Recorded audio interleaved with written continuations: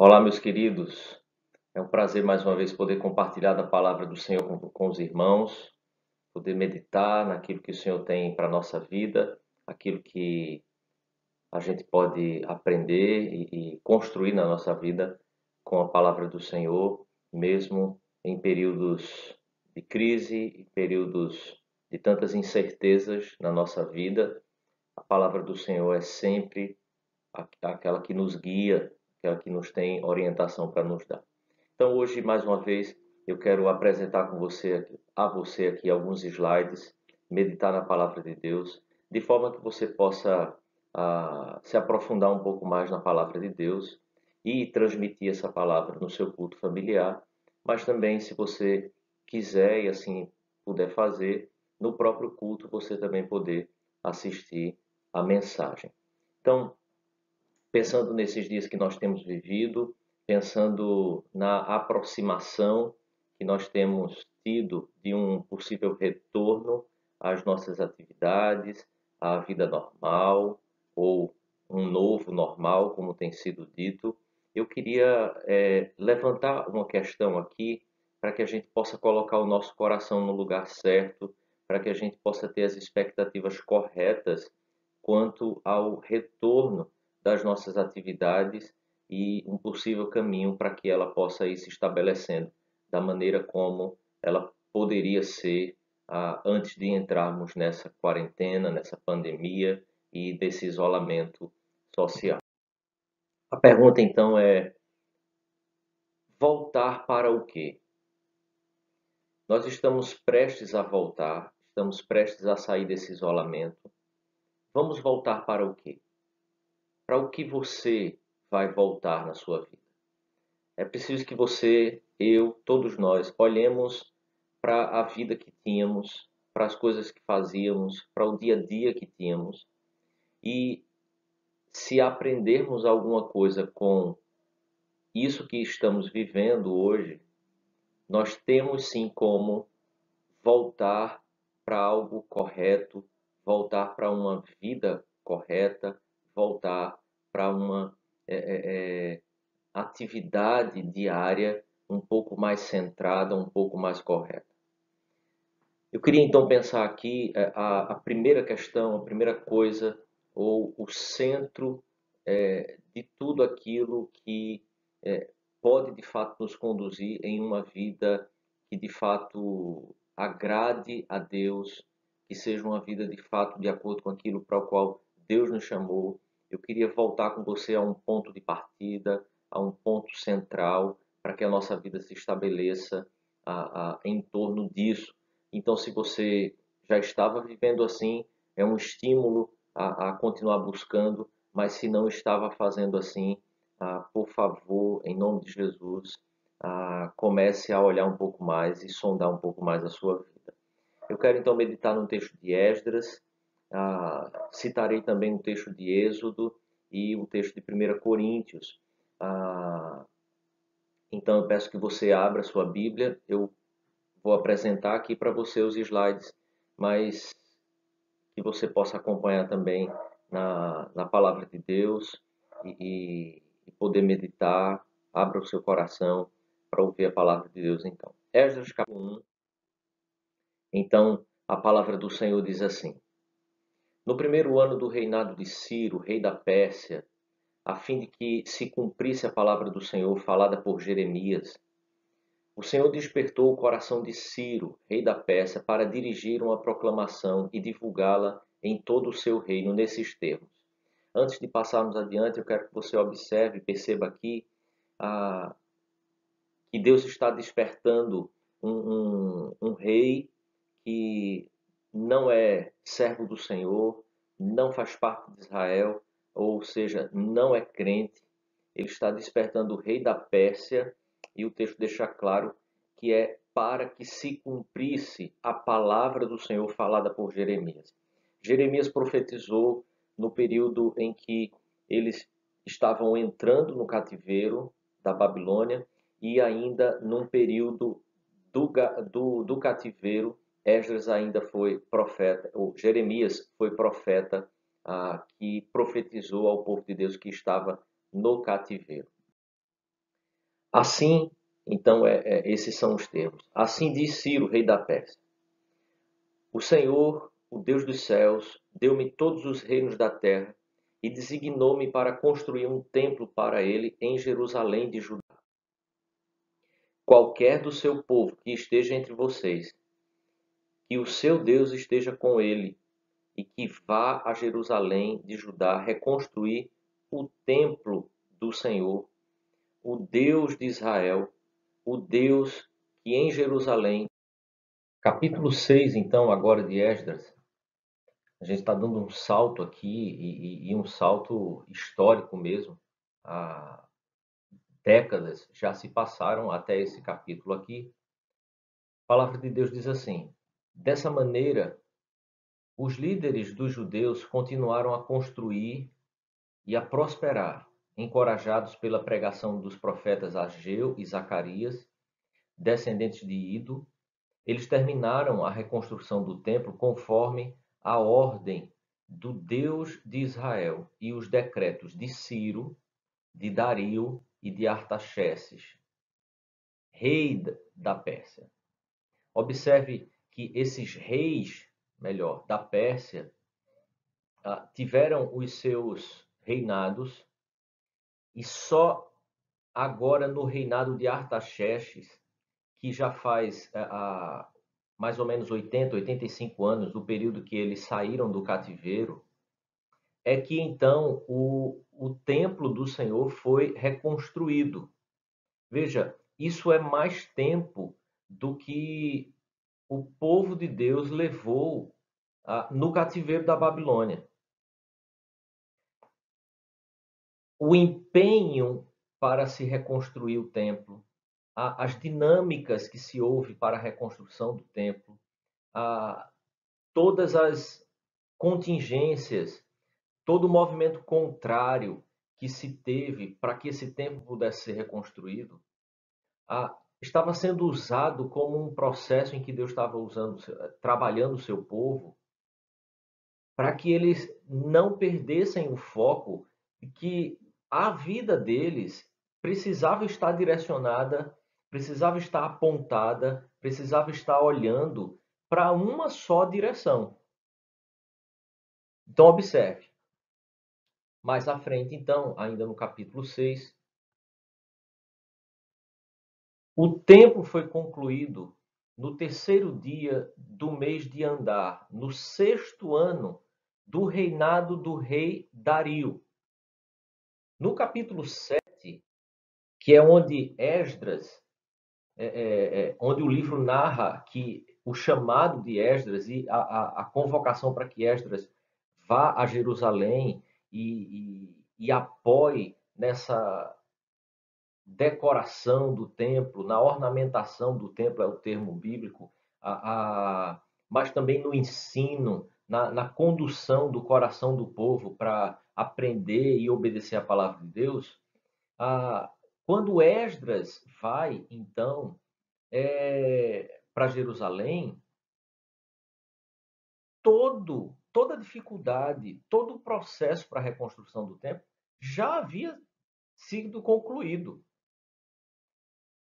Então o texto diz assim: depois dessas coisas, depois de que o templo já tinha sido construído e tudo mais, passaram-se alguns anos. No reinado de Artaxerxes, e eu tenho uma extrema dificuldade sempre dizer esse nome, rei da Pérsia, vivia Esdras, filho de Seraías, filho de Azarias, filho de Ilquis. Este Esdras veio da Babilônia. Ele era um escriba que conhecia muito a lei de Moisés, dada pelo Senhor, o Deus de Israel. Veja, Esdras era um doutor na lei, um profundo conhecedor da lei. Ele era um escriba, ele ensinava a lei do Senhor, a palavra do Senhor ao povo, ainda na Babilônia. Veja, o lugar onde eles estavam isolados, um lugar onde Deus tinha levado eles, porque eles tinham desviado o coração deles das leis do Senhor e daquilo que era o foco da vida deles. Então Deus levou-os para o cativeiro. No cativeiro, continuou a levantar homens do Senhor para ensinar a lei do Senhor ao povo. Em Jeremias, que é citado no início do livro de Esdras, ah, nós temos aquilo que o Senhor revela ao povo quando eles estão indo para o cativeiro, dizendo que eles vão passar 70 anos no cativeiro, dizendo que eles vivam lá, que eles multipliquem lá, que eles continuem vivendo a vida que o Senhor chamou para eles, mesmo dentro daquele cativeiro. Então agora Deus suscita a Esdras, que é um escriba, que conhecia a lei de Moisés, para que então Esdras voltasse para Jerusalém, agora que o templo tinha sido construído. Então, do versículo 16 ao 19, eu fiz alguns recortes aqui para que a gente possa ser mais sucinto no nosso tempo. Então, o decreto de Artaxerxes diz assim: toda a prata e ouro que você receber da província da Babilônia, bem como as ofertas voluntárias do povo e dos sacerdotes para o templo do Deus deles em Jerusalém. Com esse dinheiro, compre novilhos, carneiros e cordeiros e sacrifique-os no altar do templo do seu Deus em Jerusalém. Veja, houve recentemente alguém que levantou uma pergunta em um dos grupos que eu faço parte, questionando: nós vamos esperar um governo, uma autoridade ímpia determinar aquilo que será a nossa volta, determinar aquilo que nós vamos fazer quando nos reunirmos? Querido, observe, quando nós entendemos a soberania de Deus, quando as autoridades, ainda que ímpias, estão dando ordens que estejam de acordo com a palavra de Deus, observe, o rei aqui está dizendo exatamente que eles vão fazer no templo do Senhor aquilo que já estava posto pelo Senhor, que deveria ser feito no templo dele. Ele não está dando direções contrárias, pelo contrário, o texto de Esdras nos mostra que Deus levantou um homem ímpio, um rei que não é rei de Israel, para fazer com que o povo de Deus voltasse para Jerusalém e reconstruísse aquilo que era chamado de a casa do Senhor ou o templo do Deus de Israel. O rei está dizendo absolutamente como eles vão fazer na volta. Esse é um povo que está há 70 anos, mais de 70 anos, na verdade, agora com Artaxerxes, já tem sempre cacetada. Esse é um povo que está vivendo ali na Babilônia e muitos deles viviam um sincretismo, viviam uma mistura de pensamentos, viviam uma mistura de cultura, de cosmovisões. Eles já não enxergavam a vida, a realidade, as dinâmicas do dia a dia da mesma forma que o povo deveria enxergar e o povo enxergou quando começaram a receber as leis do Senhor. E Deus está levantando esse homem para conduzir o povo dele e levar o povo dele ao retorno daquilo que eles tinham perdido. Ainda nos últimos versículos aqui, já versículo 18 e 19, Esdras então nos relata o seguinte: o decreto de Artaxerxes diz: você e seus irmãos poderão fazer o que acharem melhor, de acordo com a vontade do seu Deus. Esse homem está sendo levantado por Deus. E é isso que o povo de Deus precisa entender. Deus não usa apenas aqueles que são crentes, aqueles que são cristãos, aqueles que conhecem a sua lei, mas Deus usa também homens ímpios para corrigir, para instruir o povo de Deus, quando esses homens estão andando de acordo com a palavra de Deus. E é esse critério que o povo de Deus precisa usar em momentos como esse de crise, em momentos em que o mundo inteiro sofre por causa de uma coisa que é única para todos. Nós precisamos entender quando as autoridades estão sendo usadas de acordo com a palavra de Deus ou não, porque ela é que é a nossa regra e a nossa regra de fé e prática. Então ele diz: entregue ao Deus de Jerusalém todos os utensílios. E ele vai narrando ainda algumas coisas, mas eu destaco aqui então o fim, que é para o culto no templo do seu Deus. Versículo 20 e todas as demais despesas necessárias com relação ao templo, observe isso, o templo de seu Deus, serão pagas pelo tesouro real. Aí, a gente, nas nossas teologias, num momento como esse, naquelas nossas coisas que já estão bem estabelecidas, que a gente estudou, que a gente ouviu sermões, diz assim, não, olha, a igreja e Estado completamente diferente, não pode ter interferência, não pode...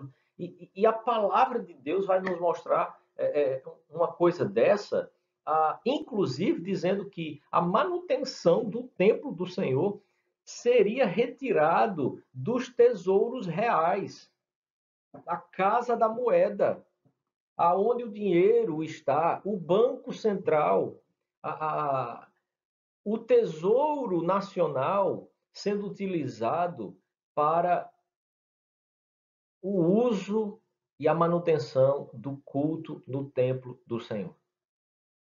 Querido, Deus age na história de acordo com como ele decretou na sua vontade soberana. Nós precisamos construir nossos pensamentos, nossas ideias, nossas teologias, mas nós precisamos entender que Deus continua sendo Deus e que ele age na história de acordo com aquilo que ele decretou e não de acordo com aquilo que nós decretamos que será. Então, versículo 23. Tudo o que o Deus dos céus tenha prescrito, veja, isso é palavra do Senhor, que se faça com presteza para o templo do Deus dos céus, para que a sua ira não venha contra o império do rei e dos seus descendentes. Isso é uma ação soberana de Deus, pela qual o povo de Deus precisa orar sempre. Que ele intervenha no coração e na mente dos soberanos dessa terra, daqueles que são as autoridades dessa terra, daqueles que são aqueles que governam e comandam nesse mundo, porque ele é o Deus de todo o céu e toda a terra. Eu e você precisamos entender que Deus conduz, sim, o coração dos reis para onde bem quiser. E nós é que precisamos entender e enxergar aquilo que Deus está fazendo pela sua palavra, e nós é que precisamos ter esse discernimento claro. Então, o decreto termina dizendo, Esdras dizendo, bendito seja o Senhor, o Deus de nossos antepassados, que pôs no coração do rei o propósito de honrar desta maneira o templo do Senhor em Jerusalém. Esdras não teve nenhum problema em enxergar um homem ímpio conduzindo o povo dele à reconstrução do templo em Jerusalém. Mas eu quero pensar aqui então com você que não há nada de novo nisso. Não há nada de novo no que Deus está fazendo naquele momento da história com o povo dele. Por que que Deus está trazendo o povo daquele isolamento de 70 anos para retornar a Jerusalém e reconstruir o templo? Veja o que o Senhor fez antes de libertar o povo do Egito, através de Moisés. Isso aqui já tem 1000 anos de história. Versículo 14 de Êxodo capítulo 7, a palavra de Deus diz assim: Disse o Senhor a Moisés: o coração de Faraó está obstinado. Versículo 15: Vá ao Faraó de manhã. Versículo 16: Diga-lhe: o Senhor mandou-me dizer: deixe ir o meu povo. Para o quê? Para prestar-me culto no deserto. Mas até agora você não me atendeu. Então, todas as pragas, toda a morte que é trazida sobre o Egito, é porque Deus está levantando aqui nesse momento em Êxodo o seu povo na história, para que seja um povo que viva de fato para a adoração do Senhor na face da terra. Então, esse prestar culto é servir ao Senhor no deserto, em algumas traduções, ou me adorar no deserto. Veja, o que o Senhor está fazendo, tirando o povo da Babilônia, levando de volta para Jerusalém e mandando reconstruir o templo como primeira ação, porque os muros vão ser reconstruídos depois, é dizendo ao povo dele que aquele propósito original que ele criou o seu povo, levantou o seu povo na face da terra, não foi alterado, não mudou e não mudará em nenhum momento da história.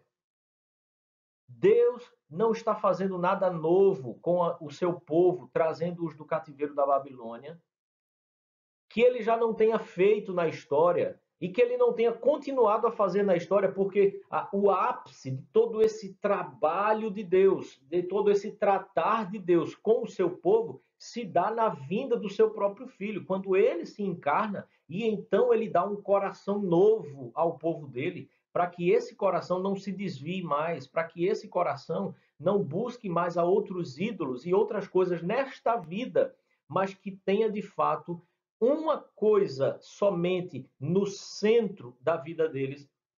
E é isso que Deus está fazendo em Esdras, é isso que Deus está fazendo quando levanta o povo e liberta o povo do Egito, é chamando o povo para ter a adoração ao Senhor como o centro da vida deles. E é exatamente a partir de toda a liturgia, de todos os recursos, de tudo aquilo que ele estabelece no templo para adoração e para culto ao Senhor, é que a vida do povo se desenvolve a partir daquilo ali. Veja como não há nada novo. 1 Coríntios, capítulo 10, o apóstolo Paulo diz que, portanto, quer comais, quer bebais, ou façais outra coisa qualquer, fazei tudo para a glória de Deus. A pergunta, então, querido, é voltar para o quê? Porque não há nada de novo naquilo que nós temos vivido, a não ser nas questões práticas, as dinâmicas mais práticas, mas o sentido, o eixo, o centro daquilo que Deus quer conduzir o teu coração, daquilo que Deus quer conduzir a tua vida, esteja você andando certo ou não antes da quarentena, do isolamento, aquilo que Deus quer conduzir o coração do seu povo, porque assim ele fez em toda a história, é para que o povo dele sempre retorne ao eixo, ao centro da vida deles, que é a adoração a Deus, a glória do nome do Senhor. Assim nós professamos, por exemplo, nos nossos catecismos, nos nossos símbolos de fé, nós professamos que assim nós cremos. A primeira pergunta do nosso catecismo maior, assim como no nosso breve catecismo, qual é o fim supremo e principal do homem? O fim supremo e principal do homem é glorificar a Deus e gozá-lo para sempre. Deus usa todos os momentos da história, antes e depois da pandemia. E a história não será dividida, acredite, não será dividida em antes e depois da pandemia do coronavírus. Mas Deus usa todos os momentos da história para tratar o coração do seu povo, para corrigir o coração do seu povo e para conduzir o coração do seu povo a viver e andar em adoração. É por isso que Esdras, ou é por isso que o povo de Deus é trazido de volta do cativeiro através do decreto de Ciro, Dario e Artaxerxes para reconstruir o templo. Mas eu e você, muitas vezes, no nosso entendimento, porque nós estudamos história, porque nós, quando fomos para a faculdade, aí a gente estuda a história a partir de um ponto de vista apenas fenomenológico. A gente fica olhando para o povo de Israel como um povo que, historicamente, tinha a religião como centro da sua vida. É esse pensamento secularizado que muitas vezes faz com que a gente olhe para as verdades que estão contidas na palavra de Deus que são para a minha vida, para o seu coração e para o meu coração, que nós nos esquecemos que há um ensino em toda essa história, há um ensino em todo esse processo da palavra de Deus, há uma teologia que está sendo passada para nós, que é exatamente Deus está levando o seu povo em toda a história a ter não apenas um exemplo de como viver de forma social, mas levando o seu povo a entender que a adoração é o ponto de partida, é o marco zero para a vida de todo homem na face da terra. Todo ser humano precisa entender que nós fomos criados para glorificar a Deus e gozá-lo para sempre. A vida se limita a isso, se resume a isso. E nós não podemos esquecer disso, achando que a vida diz respeito a qualquer outra coisa que seja.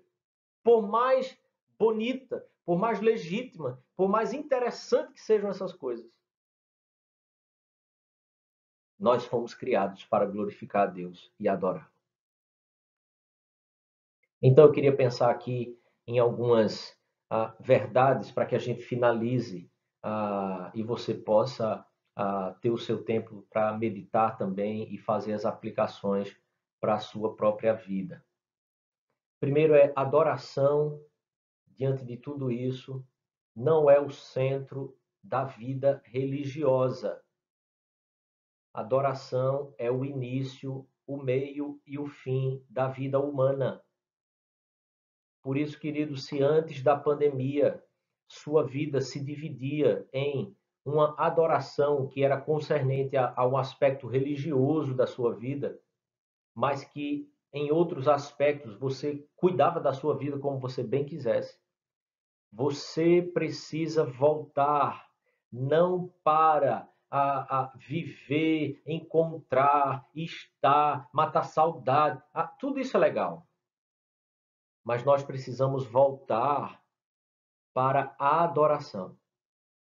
Se a adoração não era o centro da formação de toda a sua vida, se a adoração não estava sendo o centro do estabelecimento de todas as realidades, tudo que se desenvolvia na sua vida, o centro, não, o início, o meio e o fim, não era a adoração, é para isso que você precisa voltar. Você não pode voltar a ter aquela vida comum que você tinha antes. A vida do povo de Deus não é uma vida comum. Mas talvez em outros aspectos nós temos também que voltar para onde estávamos e estamos. Porque, querido, há também aqueles que vinham caminhando bem. Há também aqueles que vinham caminhando em um caminho de aproximação de Deus e da vontade de Deus, em adorar a Deus em todos os aspectos da sua vida, mas talvez esse cativeiro tenha feito o seu coração duvidar, tenha feito o seu coração se abalar e tenha feito você sair um pouco, se distanciar um pouco daquele caminho de retidão onde a palavra de Deus nos chama, Deuteronômio capítulo 6, versículo 5, para amar a Deus de toda a nossa alma, de todo o nosso entendimento, de todo o nosso coração. Temos que voltar aonde estávamos e onde estamos. Porque para muitos esse cativeiro tem sido uma bênção. Para muitos esse isolamento tem sido uma bênção. Tem sido um momento de crescimento com a família, tem sido um momento de crescimento em devocional, em leitura da palavra, em adoração. Então, querido, em nome de Jesus, quando sair do isolamento, não saia de onde você está. Se você tem crescido no tempo, na disciplina, caminhando, buscando a palavra de Deus, em nome de Jesus, isso é o centro da nossa vida. O centro da nossa vida não é o trabalho que a gente desempenha, o dinheiro que a gente ganha, as coisas que a gente pode conquistar nesse mundo, mas é nos mantermos em adoração a Deus. É para isso que temos que voltar. Então nós temos diversos contextos e diversas histórias, mas o fato é, a adoração precisa ser o centro da nossa vida, para que eu e você possamos, de fato, desfrutar de Deus, gozar da presença de Deus nesta vida aqui, que é cheia de benesses, que é cheia de benesses, que é repleta de bênçãos, quando nós estamos de fato fazendo da busca, do encontro, da realidade de viver com Deus e adorá-lo constantemente, quando nós estamos fazendo da nossa vida exatamente essa busca, a nossa vida passa a ser plena. Ele vai preenchendo aquilo que tem faltado nos nossos corações e que nós temos buscado preencher tantas vezes com muitas coisas que esse mundo dá, mas que jamais serão peças que possam encaixar plenamente dentro daquilo que é a necessidade real da nossa alma. Mas eu quero então pensar aqui que nós temos que voltar para reconstruir a centralidade da adoração. Não sei, querido, o que você espera dessa volta. Mas eu acho que você precisa e já entende e reconhece isso. Não se encante com as promessas que os falsos mestres e profetas levantam por aí. Porque em toda a história, Deus sempre usou das contingências dessa vida para tratar o coração do povo e trazer de volta o coração do povo sempre à centralidade da adoração. De forma figurada, o que eu quero aprender com você aqui hoje é que eu e você precisamos reconstruir o templo antes de qualquer coisa. Reconstrua a adoração. Não se preocupe com os muros, não se preocupe com as casas que estão destroçadas. O que o Senhor está dizendo é, primeiro, a adoração. As outras coisas, Ele mesmo dará conta delas. Espero que o Senhor abençoe você com esta palavra e sua casa, para que tenhamos a presença de Deus cada vez mais real em nosso meio, cada vez mais real em nossa vida, em nosso dia a dia, nesse mundo. Em nome de Jesus. Amém.